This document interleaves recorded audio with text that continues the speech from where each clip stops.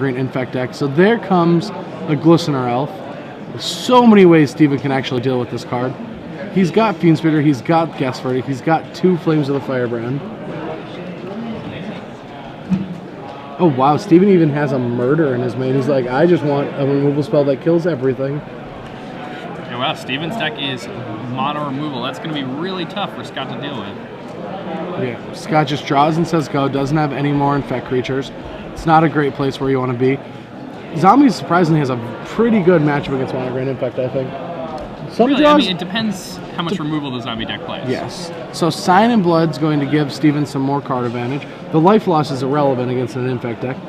And here comes a Grave Crawler. So Fume Spitter's still back there, protecting everything. Not only does that have can deal with an Infect creature that Scott doesn't even have, but Steven also has 2 more removal spells in hand. So this is going to be a tough game for Scott to win. He's already down to 9. Wow. Grave Crawler and a Messenger. This game is all but over. Scott's going to draw a card and then scoop him up. Yep. Yeah, that is the game. Wow. Steven just showed Scott exactly what zombies can do to beat up on an Infect deck. But let's see what Scott has in his sideboard.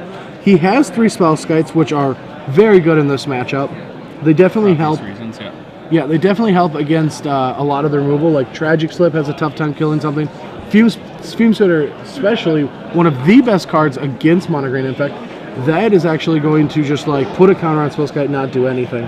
There's another Mental Misstep that I kind of like Mental Misstep in this matchup because it deals with the Tragic Slips, because it deals with the Fume Spitters.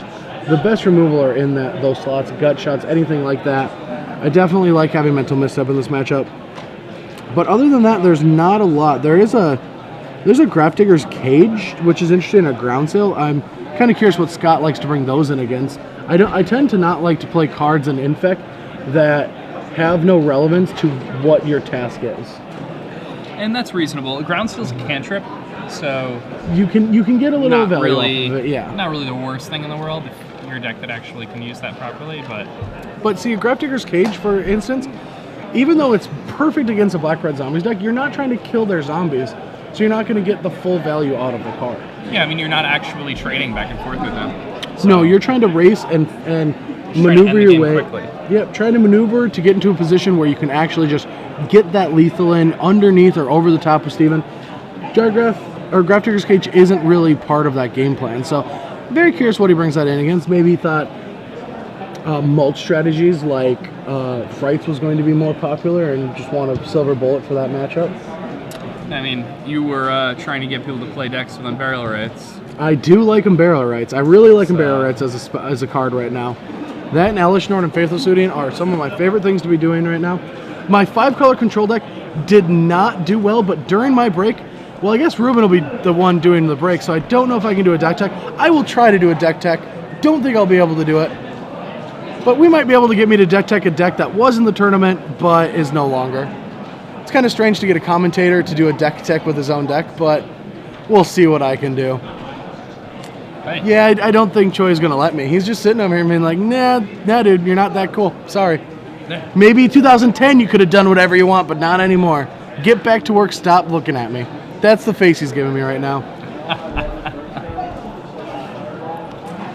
All right, so.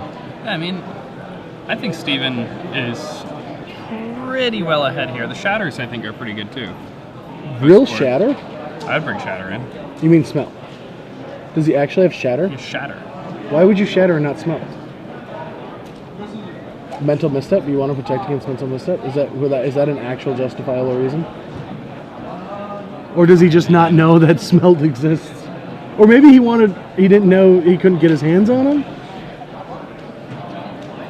That is a question no one will ever be able to answer. We could ask him, but I'd rather just leave that one up to the mystery of the game. But I mean, they're really good here. They are good. They are very good because Scott does have. It is a green deck and it is Infect, but he actually only has 4 elves, Glistener Elves, and everything else is an artifact. He has Ichormere and he has Inkmoth Nexus, are both artifacts. One of my favorite cards in this matchup is Ancient Grudge for that reason, because it just has so much power at killing 2 different artifacts, or if they have an Apostle Blessing, you still can get rid of that creature next turn. So anyone at home that has Ancient Grudges, make sure to bring them in against Mono Green Infect, even though it is a green deck with Glistener Elf.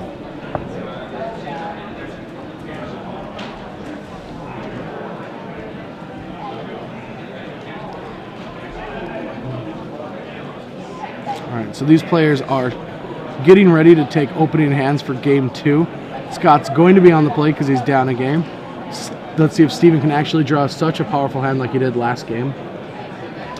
Scott also just needs more ways to put creatures into play. You definitely want more infect creatures than pump spells in this matchup, but Scott is going to take a mulligan, and so is Steven. So both players are going to be even at 6 cards each.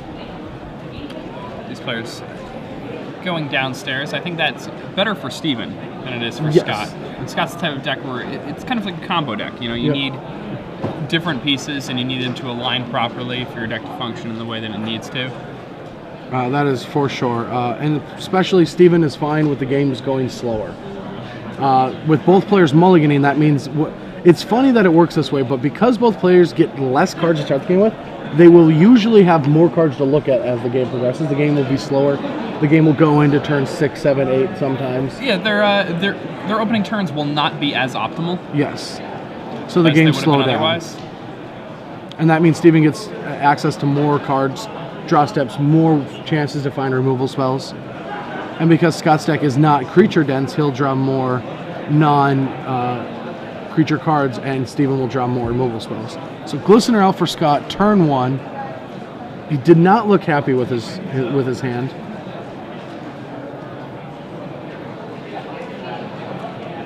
And there's a Gut Shot off the top. Perfect card. Alright. Gut Shot takes care of Glistener Elf. Grave Crawler's no in play. cost whatsoever because it's playing as an infect deck. And there's an Ichor Column. And all Scott's like, just please let this one live. Please let me untap with it. I don't think it's going to, though. Alright, there is a Horror.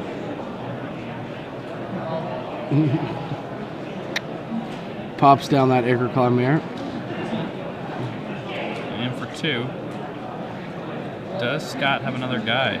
He does. He has a Blight Mamba. He is running the one Blight Mamba, so your Green Sun Zeniths can go for a 2-drop when you want regeneration to matter. Yeah, and he's about to get Verdicted here if Steven has another black mana, but he does not. What a Mortar Pod. We're going to deal with that Blight Mamba. Rancor going back to Scott Markinson's hand there. Actually, looking through his list, I missed this. It looks to be 4 Blight Mambas. He's actually running the whole 16 infect creatures. Just wants a bunch of guys. It's not a bad place to be with infect right now. It's not a gimmick deck anymore. It's a real deck. People are concerned with it. Gravecrawler gets in with 1, in for 2, and gets equipped to the Mortar Pod, so that now is a removal spell to any 1/1. And it's a removal spell that he can return to play, too. Yes. Here's 2 mana. Here's a Blight. Oh, Ichor Column. There's a Rancor. Surprisingly, he didn't respond to it to get rid of the Rancor. I don't know. I think Scott was okay with losing the Rancor just to not take the 2 damage, maybe. Oh, and he knew it was gonna. I mean, Steven did get an extra 2 damage in, which isn't terrible. But wow. Steven is missing lands. Doesn't have access to anything that can kill that, and that's 3 damage. Yeah, I mean, as soon as he gets another black mana, he'll be fine because he has Liliana and even a red mana, he'll be fine because he has Shatter. Oh, just in time. Yeah, so we can expect Liliana or something like that to come down. Yeah, Liliana is by far the most powerful spell he can play right here because not only will it for sure kill it through an Apostle's Blessing, but then he can start eating away at Scott's hand, get rid of that and Rancor. Scott drew many more lands than him in the early stages of the game, so now Scott's hand is going to be much emptier. Yes. Steven, so. There's a Cathedral of War, not going to do anything. Not very good here.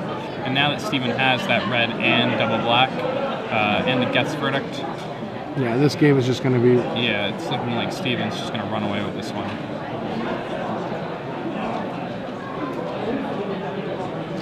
carrying call off the top? No.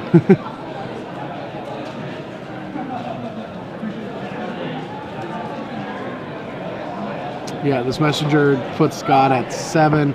Plays another messenger. Scott down to 5. And that's Scott's the game. just about dead. And is that it? Should be. Oh, he has an ink moth to block with. Not where you want to be, but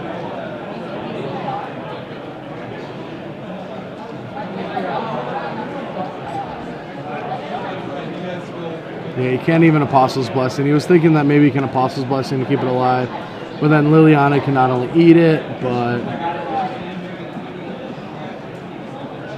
Alright, the game's over. Yeah. So they're just talking, yeah. Steven takes the match, dropping Scott to 4-1. Steven goes to 5-0 with black-red zombies. These games in Standard are just going fast. Yeah, lightning fast matches here. That entire match taking less than 13 minutes. I actually did a complete. podcast, one of my first podcasts since I did Men of Magic like a year and a half ago with the guys over at Horde of Notions. And we were talking about like how do we build decks and what do we really worry about. And what I talked about was how fast the games actually play out. Like you concern yourself with what is that turn that if you aren't interacting or assembling your own strategy, that you're just going to fall away. Like you're either going to be too slow or you're not going to be able to react fast enough, things like that. And the crazy thing is in Standard, it used to be 2-4-6. Last year it was Stoneforge Mystic, Cobblade, or Squadron Hawks, or Lotus Cobras into 4-drops that were Jace and of Titans that were 6. That was like last year. But now it's 1-3-5. So we do have another match that, let's try to recreate this board. Yeah. So we have Andrew Ashton, who is playing Mono Green Infect, looking like he's bashing in for a huge amount of infectious damage. Yeah. He's playing against Jeremy Fields, who's playing Wolf Run Blue. Jeremy's going to activate an Ink Moth Nexus